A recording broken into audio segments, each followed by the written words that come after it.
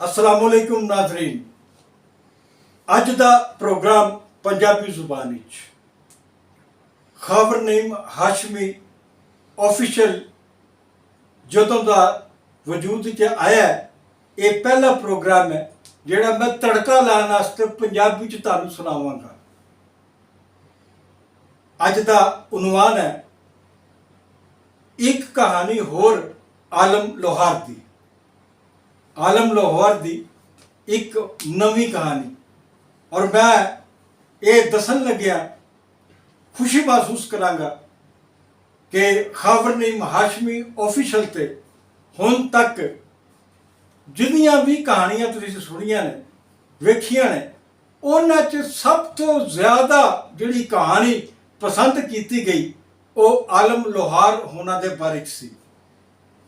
ते अज मैं सोचिया कि चूंकि आलम लोहार साहब खुद पंजाबी बोलते सन, उर्दू वो बोल ही नहीं सकते सन क्योंकि चिट्टे अनपढ़ सन। अल्लाह ताला ने उन्होंने आलम लोहार होरां एक फन जिहड़ा वो बख्शिया सी, गान दा फन, लोक गुलूकारी दा फन। ते उहदे च उन्होंने पूरे बरे सगीर दे विच आलम लोहार उन्होंने शोहरत हासिल की। आलम लोहार के जिहड़े साहबजादे ने आरफ लोहार साहब नूं अल्लाह ताला ने जितना अरूज दिता, वो मैं तो नहीं कहूँगा कि बाप को ज़्यादा अरूज दिता, लेकिन आरफ लोहार ने भी अपने बाप वांगू पैसा आरफ लोहार ने भी बड़ा कमाया जे। एक प्रोग्राम का कितना पैसा आरफ लोहार ने लेता, और उसकी जिहड़ी बेसिक वजह बुनियादी वजह वो मैं समझना वा, वो बाप को विरासत च मिलने वाला फन है जिन्हों अगे वधाया आरफ लोहार ने। तो अज आरफ लोहार साहब भी जिहड़े ने वो भी साडे फ्रेंड्स दोस्तों शामिल ने, फ्रेंड्स लिस्ट शामिल ने, वो भी मेरा प्रोग्राम देखते हैं और जरूर ये भी प्रोग्राम वो देखणगे कि उन्हां दे फनकार प्यो नूं किन्नियां मुसीबतां दा सामना करना पिया। पिछली कहानी च मैं तुहानूं दस्सिया सी कि आलम लोहार साहब मोड़ समनाबाद विच जरताश नामी एक साहब की कोठी दे थले वाले पोर्शन विच रहिंदे सन, बल्कि उतला पोर्शन भी उन्हां कोल सी। और जिहड़ा जरताश सी उस कोठी का मालक, वो कोठी दे एक कार्नर दे विच जिस तरह गेस्ट हाउस हुंदा है उत्थे वो खुद रिहायश पजीर सी, और उत्थे उन्हें एक रसाला औरतों का भी कढ़िया सी, तक उहदा ख्याल सी कि वो ढेर सारियां औरतों हर शोबे च औरतों लिया के तो एक रसाला कढ़णगे पंजाबी जुबान का, और वो कामयाब होवेगा। वो कामयाब नहीं सर होए, लेकिन आरफ लोहार साहब के बारे में मैं तुहानूं दस्सिया सी कि वो तंग आ गए सन जरताश कोलों, क्योंकि आरफ लोहार साहब खुद हुसन परस्त भी सन। उन्हां दे थिएटर दे विच दर्जनां दे हिसाब नाल औरतां भी काम करदियां सन, और उन्होंने औरतों का मजमा ला के दोस्तों के विच बहन का भी बड़ा शौक सी आलम लोहार साहब नूं। और मैं उन्होंने मुकालमे भी तुहानूं पिछली कहानी सुनाया सन। अज की कहानी मकान लभण की कोशिश आलम लोहार लई। आलम लोहार होरां मैनूं आखिया कि यार खबर मैं जरताश के घर हुण नहीं रहना चाहता, मैनू कोई नेड़े तेड़े कोई किराए का मकान लभ दे।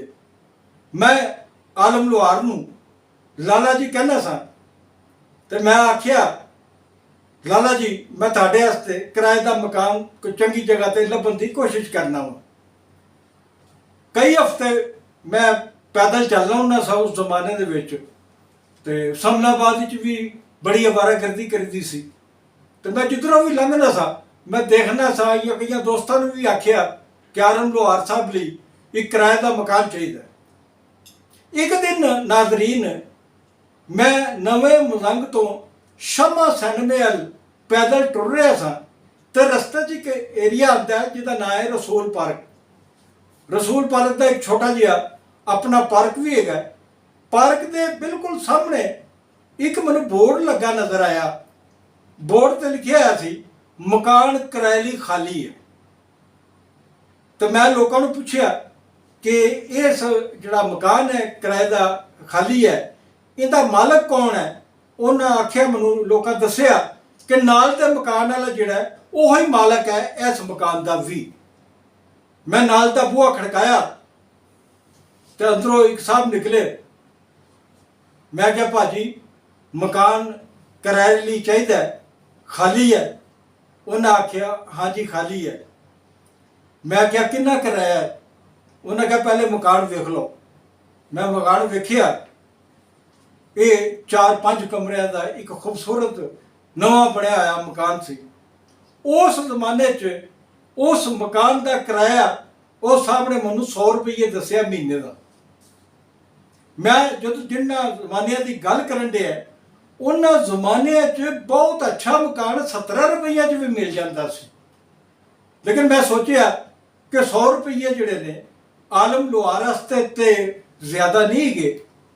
तो मैं आख्या, मैं उन्होंने क्या भाजी मेरे एक दोस्त को मकान चाहिए, तो मैं हुणे आना विखाण वास्ते। मैं उन्हें ही कदमां च वापस आलम लोहार साहब को गया। उन्होंने कहा लाला जी तुहाडे लई मकान लभ पिया, आओ चलो मेरे नाल मकान वेखिए। उस जमाने च पैदल टुरना कोई बुरी गल नहीं समझा जाता सी। और आलम लोहार साहब तो मैं पैदल ही उस मकान नाल गया, मोड़ समनाबाद तो रसूल पार्क तक, जिथे वो किराए का मकान लभ रहा सी। मैं मालक मकान का बूहा खड़काया। मालक मकान अंदरों निकलिया तो मैं आख्या, मैं कहा जी इन्हों चाहिए मकान किराए का, तो तुसी इन्हां नाल गल कर लो, मकान विखा दो। मालक मकान कहता मेरा तो कोई मकान किराए लिए खाली नहीं है। मैं कहा भाजी नाल दा मकान तुहाडा नहीं? कहता मेरा तो नहीं है। मैं कहा भाजी ए हुणे ही अद्धा घंटा पहले मैं तुहानूं मिल के गया, तुसी मेरे नाल शर्तां भी मुक्कियां ने, 100 रुपया किराया भी मंगिया, और तुसी यह भी नहीं कहा कि तुहानूं कोई एडवांस चाहिए। और जिन्होंने मैं लैके आया वा ये एडी वड्डी शख्सियत है, ये तुहानूं 3 महीने का एडवांस किराया भी दे सकते हैं। उन्हें कहा जी केड़ा मकान तो केड़ा किराया, ना कोई मेरा मकान है ना मैं किराए ते देना, ना मेरी तुहाडे नाल आधा घंटा पहले मुलाकात हुई है। वो बंदा जिहड़ा सी मालक मकान वो तो जनाब इंज मुकर गया। मैनू इंज लगा कि मैं इहदे कोल आया ही नहीं। वो इन्ने पक्की पैरी सी।